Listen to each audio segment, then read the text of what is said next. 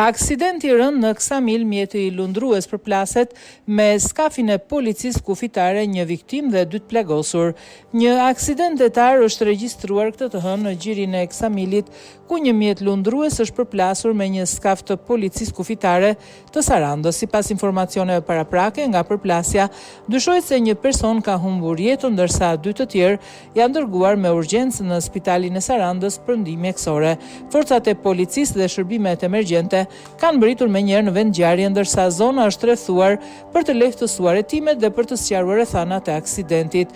Mësohet se viktima është identifikuar si Albiano Kreçi, 20 vjeç, banor i Ksamilit. Autoritetet po punojnë për të përcaktuar shkaqet e përplasjes dhe përgjegjësinë e mundshme në këtë ngjarje të rëndetare. Ksamil, Sarand, informacion paraprak.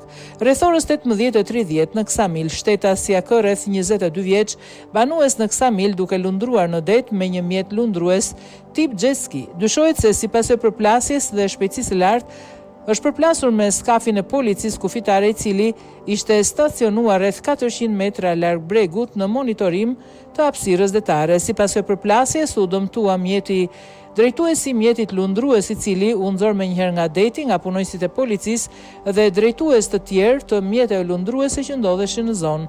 Ai u transportua me urgjencë në spital, por për shkak të dëmtimeve të marra humbi jetën. Menjëherë është ngritur një grup i posaçëm hetimor dhe në bashkëpunim me Agjencinë e Mbikëqyrjes Policore, në drejtimin e prokurorisë po kryen veprimet e nevojshme për sqarimin e plot rrethanave dhe shkaqeve të ngjarjes.